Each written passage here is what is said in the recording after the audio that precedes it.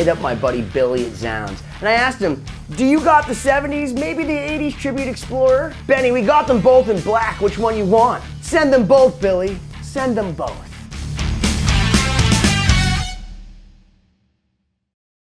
I realize I haven't done an official video on the Explorer, one of the most iconic shapes in the history of time, certainly of Gibson guitar.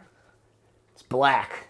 You should just get used to doing this. Let's talk about the history of the Gibson Explorer. In 1957, Ted McCarty, the president of Gibson, showed up to the NAMM convention with the Flying V and the Futura. Now, the Futura was the prototype shape of the Explorer, and you'll see people like Jared James Nichols actually playing one. They wanted a futuristic, modernistic shape. They only made 4 Futuras. One of them ended up in the back of a car for years. It's a whole crazy thing. When this guitar came out in 1958, literally nobody cared about them. They only shipped 19 in 1958 and 3 in 1959. Where a lot of people say the most valuable guitar from Gibson is a 1959 Les Paul. No! If you can find a 58 or a 59 Explorer, might be able to do all those renovations in your bathroom your wife wants. Or, I don't know, buy a mansion. Although inflation, maybe not a mansion anymore, I don't know. The 58 and 59 Explorers are certainly some of the most coveted instruments in the history of time. And those early Explorers were made of Carina, African limba. Some of the nicest guitars ever made. They're perfectly balanced. You have all kinds of people from The Edge to Billy Gibbons, Rick Nielsen, James Hetfield, Eric Clapton. The list goes on.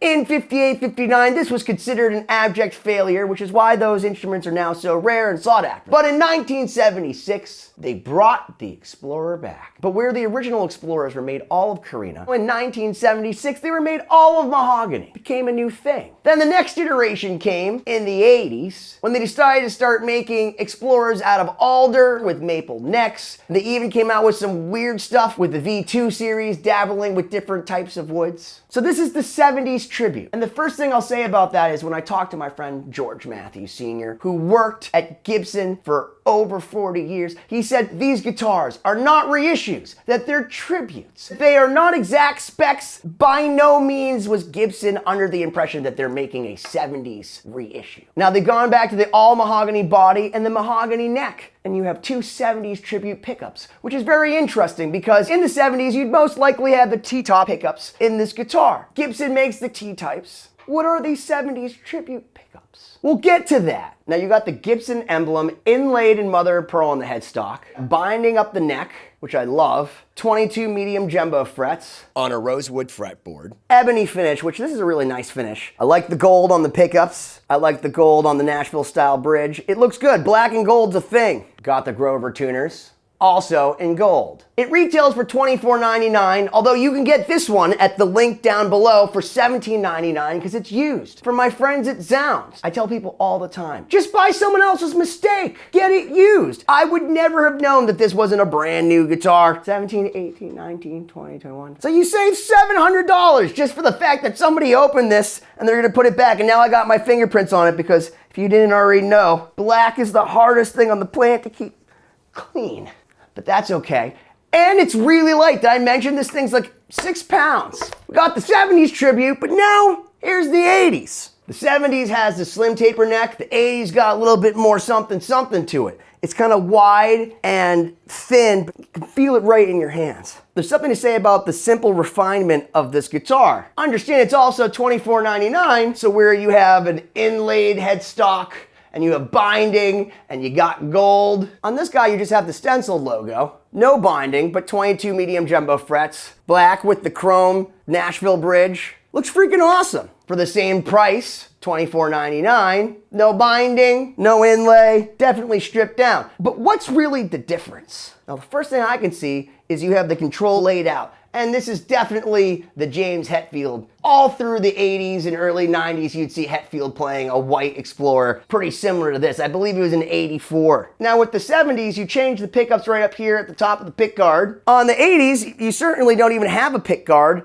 but you change down here. I could see myself hitting this. It's not identical to an 84. If you go and look at them, the horn is a little bit different. The layout's a little bit different. This is a tribute. This is not a reissue. Same thing as the 70s. Instead of having dirty fingers pickups, which is what the 80s ones would probably have, most likely, there's the 80s tribute pickups. Now, mind you, Gibson makes the T-type calibrated pickups, which should potentially be in the 70s, and they also make the dirty fingers pickups, which should potentially be in the 80s, but instead, we have the 80s tribute. I'm not convinced that anybody has any idea what the difference between these 70s and 80s pickups are. First thing was, why don't we ask AI?